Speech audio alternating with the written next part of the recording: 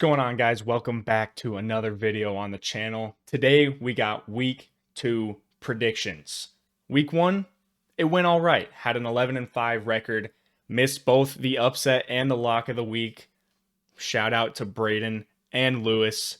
I might put some respect on your guys' teams this week, but that remains to be seen. We're just going to jump right into it. But again, thank you to anybody who is new stopping by the channel. I make a ton of NFL content. I say a ton lightly.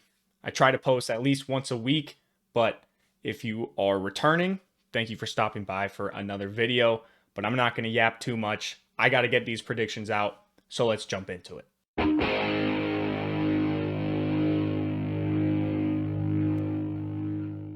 Starting off on Thursday, we have the Bills at the Dolphins. Both of these teams had kind of a slower start to their games, and they both finished in a close game against their respective opponents. The Bills went down early to the Cardinals.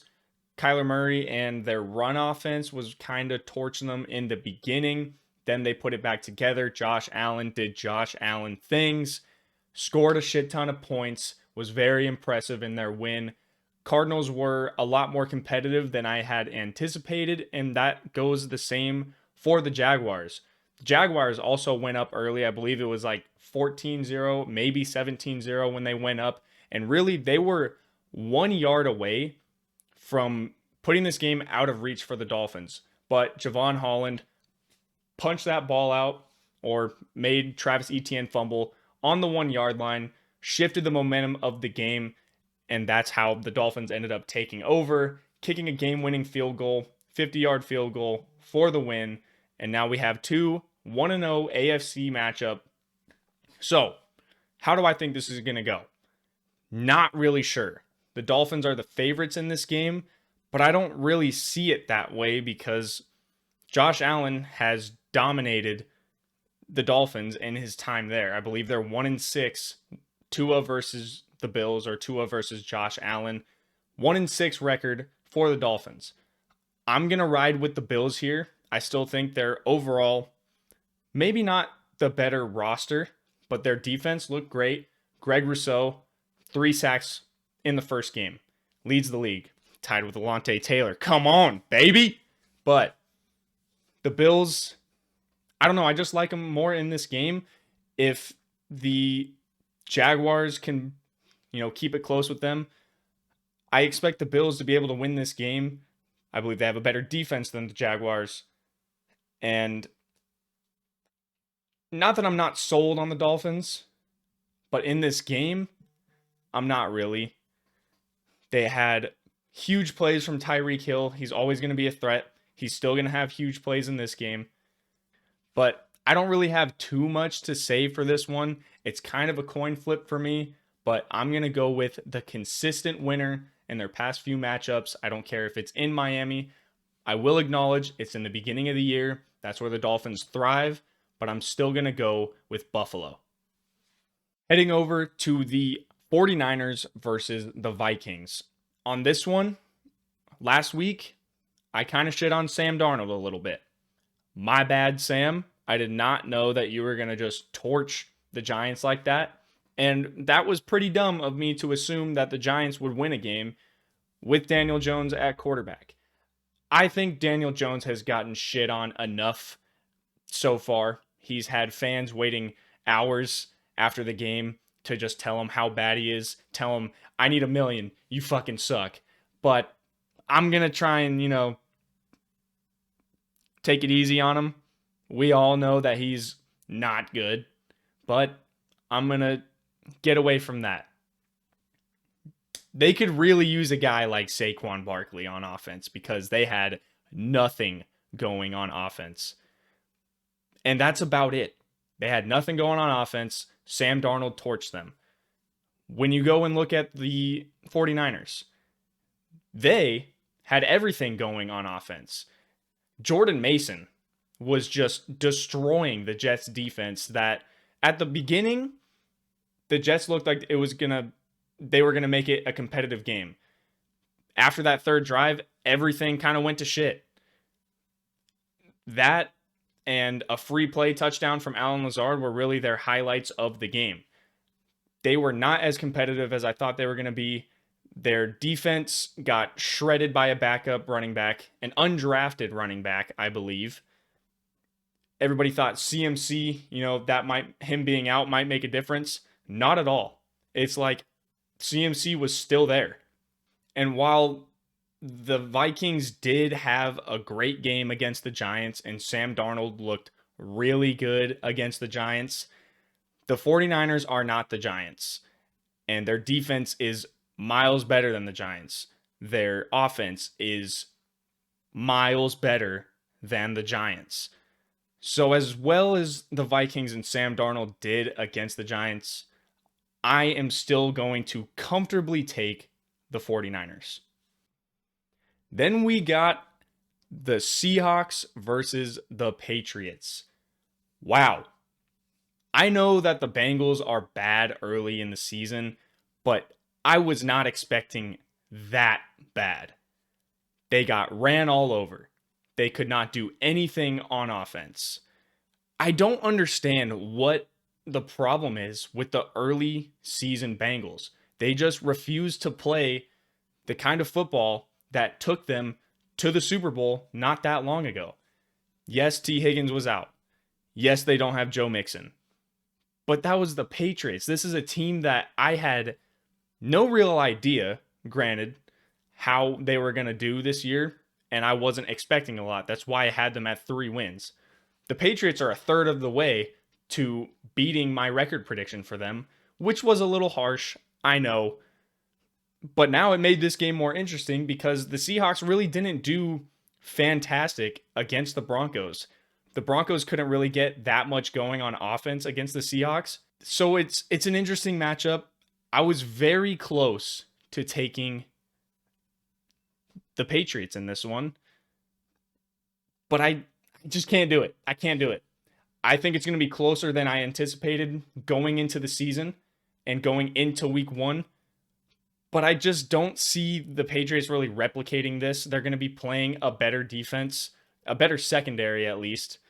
And, maybe their offensive line is going to bully them like they bullied the Bengals, but I don't see it happening again.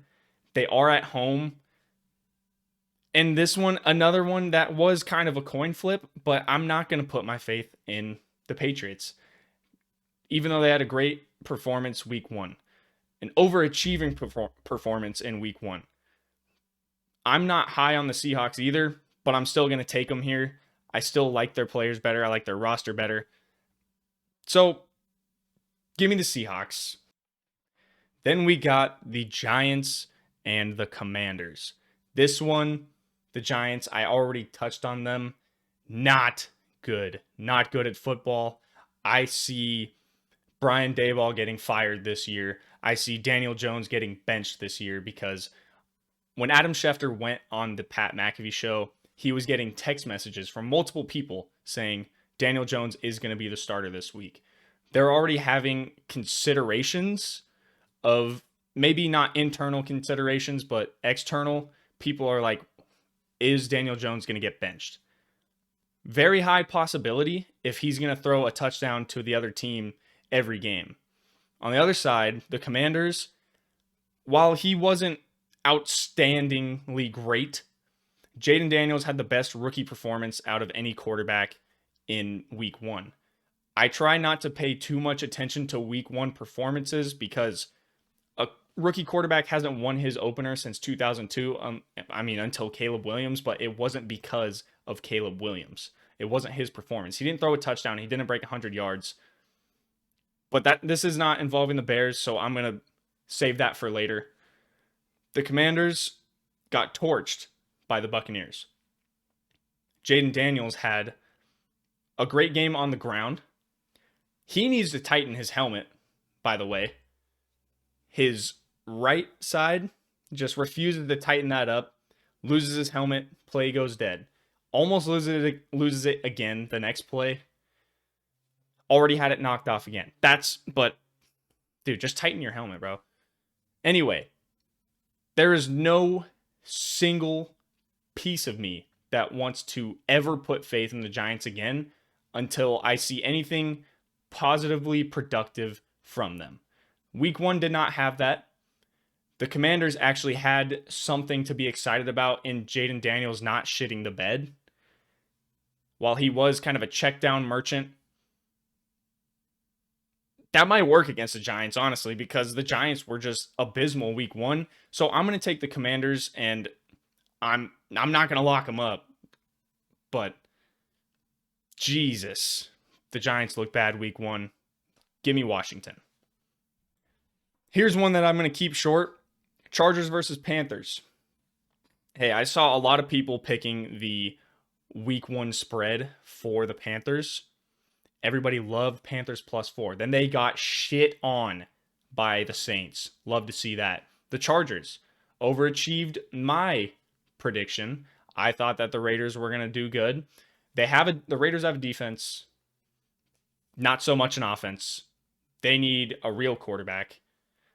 They didn't have much running back production aside from that pretty sick Alexander Mattison touchdown, who all of a sudden learns how to play football when he's not on any of my fantasy teams. Regardless, Chargers are winning this. It's not even going to be close. I'm locking them up because basically anybody who plays the Panthers, they're getting lock of the week, most likely. And then we got the Saints at the Cowboys.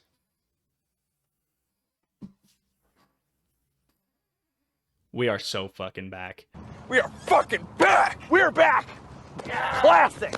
We are back! We are back! Derek Carr looked amazing against the Panthers. Say what you want.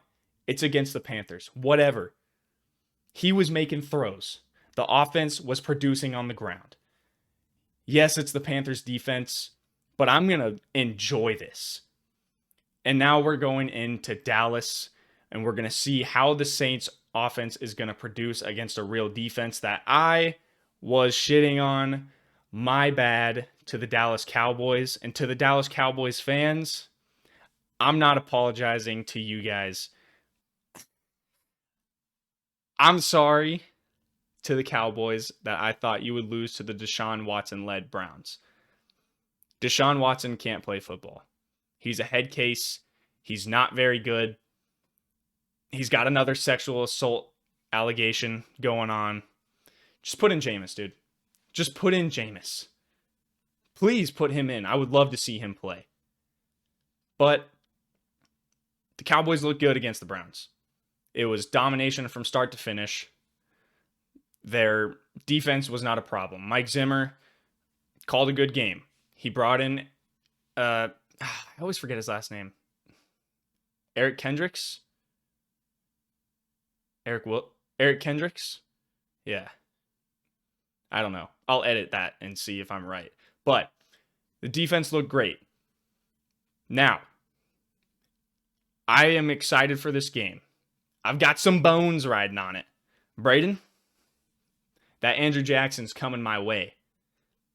You know why? Because Derek Carr is going to perform. Everybody's writing the Saints off because they played the Panthers, and that's fine. They were writing them off going into week 1. They thought it was going to be a close game. Some people like the Panthers to win. Not me.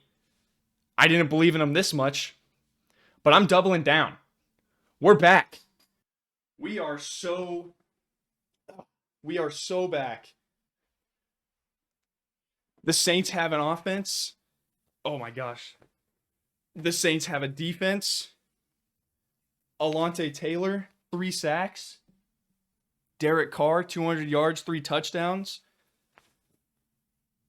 Alvin Kamara, 100 scrimmage yards. They looked magnificent. And it's against the Panthers. Whatever. But I have faith in my team. And this is going to be, I think, the only upset that I picked this week. So give me the Saints. Upset of the week to beat the Dallas Cowboys. Let's just set these aside now. All right. Now, let's get serious again. We've got the Colts and the Packers. Jordan Love was playing a great game. He did throw an interception, but he had a great play trying to extend the drive for them to get into range to throw a Hail Mary. And he got hurt, which is really unfortunate because I'm really excited to watch not only a hometown guy, but a young quarterback that the Packers just produce franchise quarterbacks. Brett Favre, Aaron Rodgers, now Jordan Love. He's not on the IR, and he is not even completely ruled out. He's doubtful at this moment in time, I believe. I don't think he's going to start. I don't think there's any reason to rush him back. It's only week 2.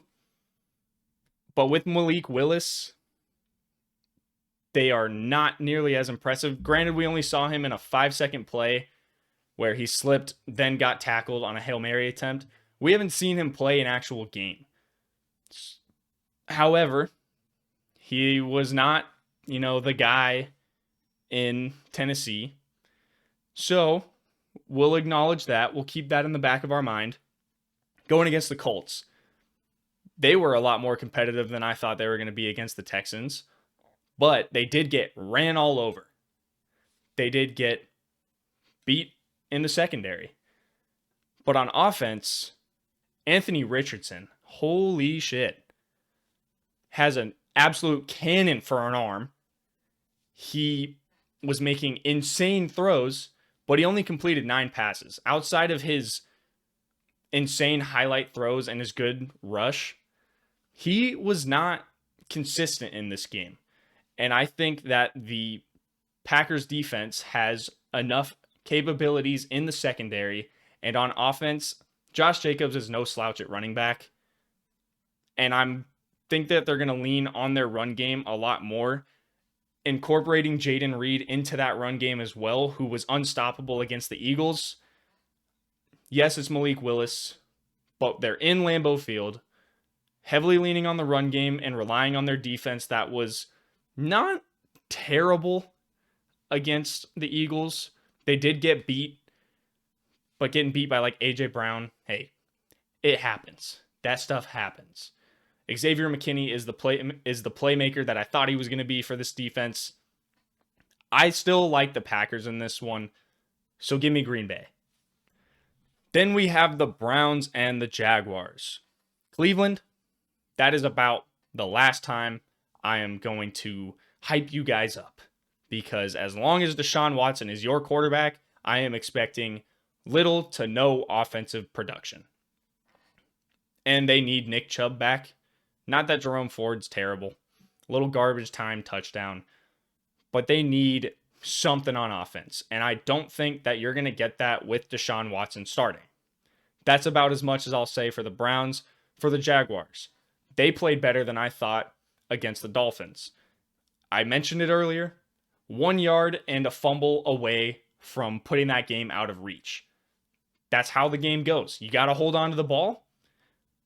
But I like them in this matchup because while their offense may not be the greatest, they had plays. Brian Thomas Jr., I think that's the wide receiver one that they've been looking for. He had a great game. He was dusting Jalen Ramsey at times. He scored a touchdown. Brian Thomas Jr. is the Jaguars' wide receiver one. He will be all year long. It's not going to be like a blowout, but I'm not going to give the Browns any more props because they let me down real bad. I was talking shit to my friend Braden, who's a Cowboys fan, and I got let down. I'm not going to let that happen again. Give me the Jaguars. Next, we have the Jets and the Titans. When it comes to the Titans, I did not necessarily miss when I said that the Titans' defense was going to be a problem for the Bears. The Bears did not score an offensive touchdown. The Bears still won, which is ridiculous. You're up 17-0. You have not allowed an offensive touchdown all game, and then you go and do that. Will Levis, what the hell?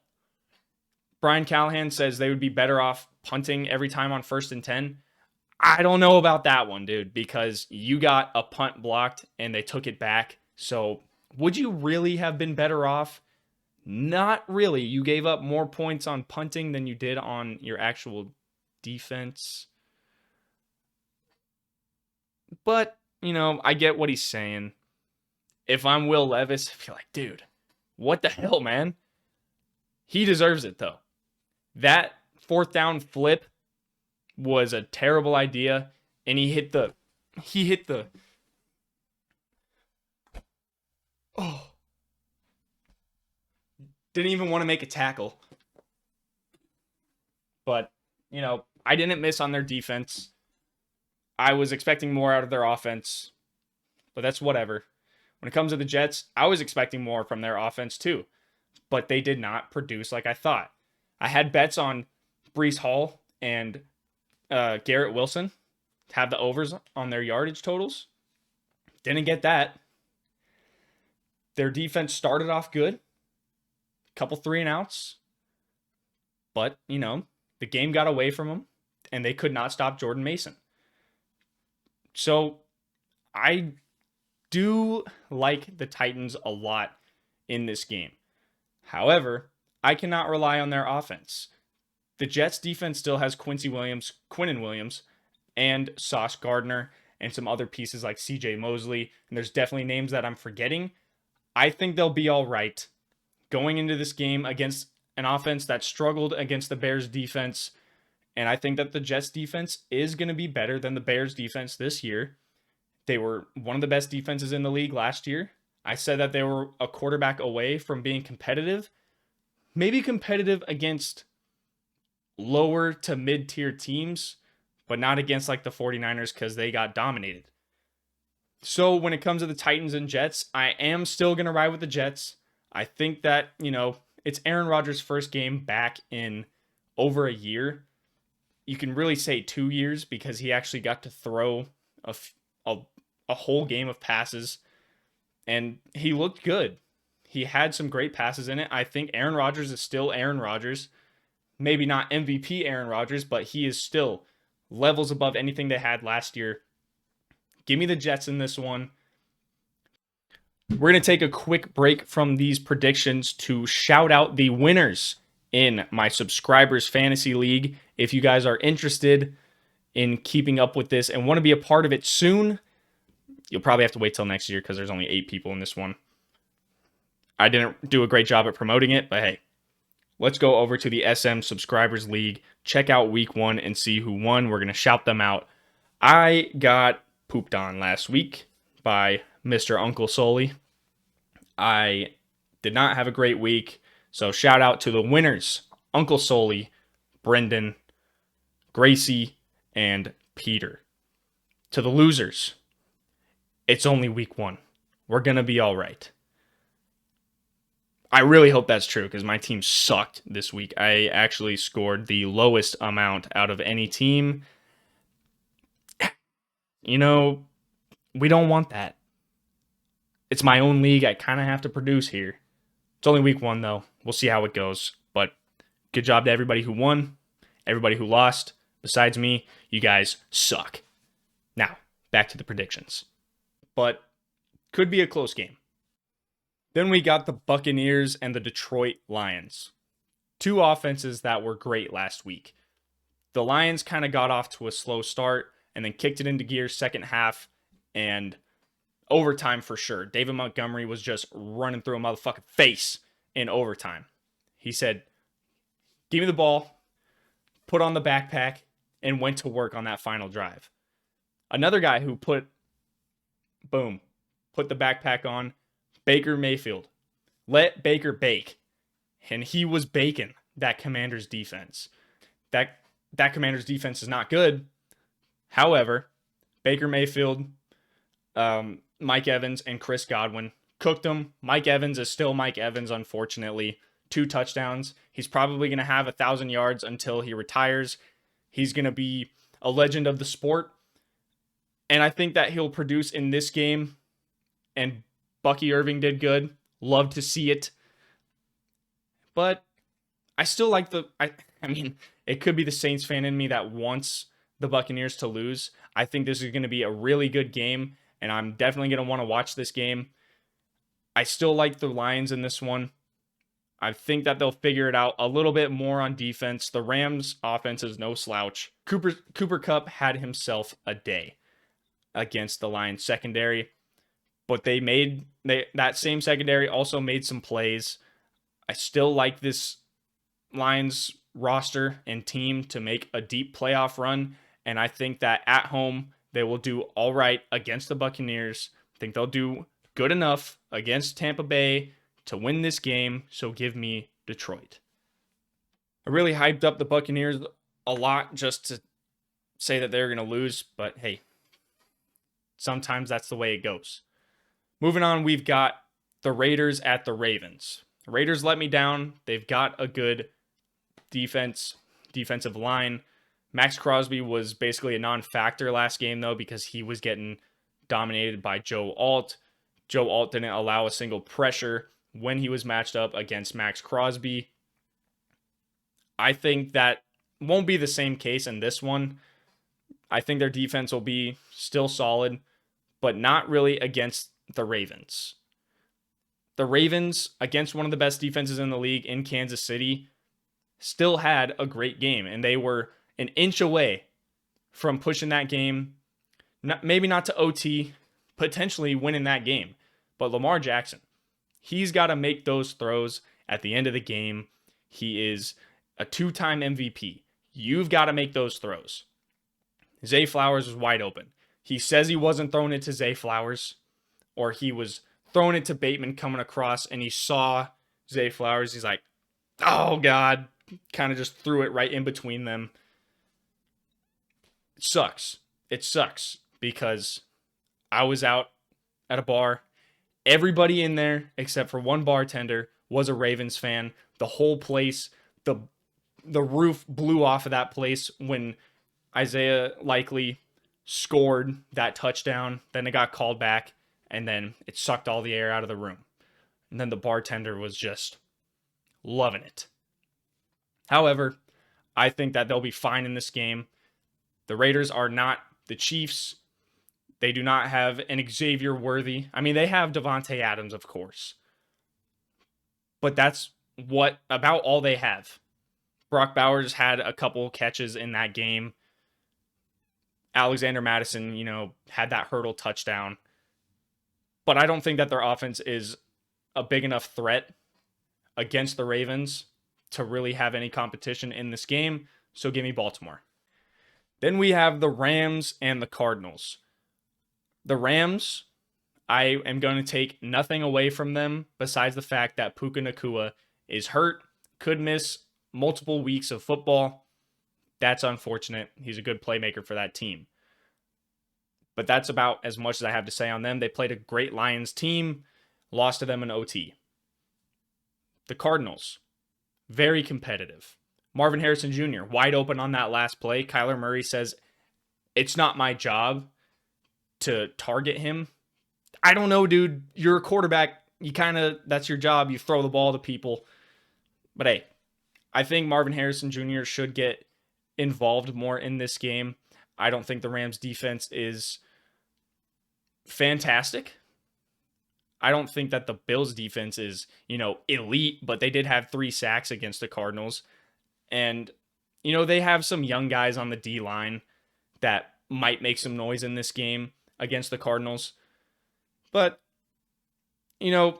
overall, Sean McVay versus the Cardinals is very good. He does not lose to the Cardinals very often, and I don't think that's going to change in this one. I think it's going to be more competitive because the Cardinals were playing a very competitive game against the Bills until around the second half, towards the end of the game, when they just let Josh Allen them. And that's fine. Josh Allen does those things. But overall, this Rams offense is great. They're going to produce, and I think that they're going to produce enough in a series of games that historically, under Sean McVay, the Rams have most of the time come out on top. And I don't think that changes here. So give me the Rams. Then we have the Bengals and the Chiefs. The Chiefs are the Chiefs. They're going to be the Chiefs. They beat the Ravens as per usual. Their defense, one of the best in the league. Their offense, Xavier Worthy, playmaker. Rashee Rice, playmaker. Isaiah Pacheco runs really hard. Travis Kelce, he'll probably figure it out with Patrick Mahomes in the future. The Bengals, what the hell? Can you guys just play week 1? Do you forget that the season's starting? You're like, oh, it's like preseason or something? Because they just never want to win in week 1 or the first 2 weeks of the season, because I don't think they're going to win this game either. Their O-line was getting punked by the Patriots. The Patriots were running all over them. They couldn't get anything going against New England. And I don't think that they're going to have much going against the Chiefs either. Sure, Joe Burrow is like 3-1 against Patrick Mahomes. That's cool. But I cannot buy into this Bengals team that just got pretty dominated by the Patriots, a team who is going to end up the end of the season be maybe in the top 5, top 10 in the NFL draft. I can't get behind the Bengals in this one. Give me the Chiefs. Then we have the Steelers and the Broncos. What did I say? The Steelers were going to be in this game, and a game that nobody thought they should be in. I sniped it, and they did it in the most Steelers way possible. They did not score a touchdown. Chris Boswell put in work. TJ Watt, if he plays a whole season, will win Defensive Player of the Year. He is so fast off the ball that teams think he's offsides. They did exactly what I thought they were going to do. Doesn't matter. Didn't matter who was at quarterback. Didn't matter if their offense was really doing anything. As long as they got into field goal range, they were fine. They were against the Falcons. Love to see that. That's just the cherry on top. But then you go to the Broncos. Unfortunately, my boy, Bo Nix, didn't play a great game. Threw a couple picks, was forcing throws, trying to force it to everybody, but the receivers were getting no separation. Courtland Sutton got 12 targets. But, it's his first game. I said it earlier, I'm not going to try and hang on too much to all of these rookies' week 1 performances. And Bo Nix is a rookie. Will say, play calling. They got Pete Carmichael in the coaching room, who will now go on as he who shall not be named, because he is basically cancerous to any offense that he is involved in. So, I don't like the Broncos in this, and I think that the Steelers defense is going to have a field day. If you're going to put a 3-ski on this, Brendan and Cole, I wouldn't be the one to take the Broncos. That's for sure. So give me the Steelers. And I'm realizing now that I don't have a lock of the week. Oh, yeah, I do. I have the Chargers. So never mind. I almost locked up the Steelers. But give me the Steelers in this one. Then we got Sunday Night Football, the Bears and the Texans. Going into this, you would have thought it would be a lot more exciting of a matchup. They are both 1-0. Yes, they did have a first time since 2002 rookie quarterback to win their season opener, but it wasn't because of him. And I don't think that the Bears are going to win this one either. Their offense did not get anything done against the Titans defense, and the Texans had a shootout with the Colts. So, two offenses going against each other, that one was non-productive and the other one that was productive. Joe Mixon. I said that he was going to take a step back from being, an elite running back in this league.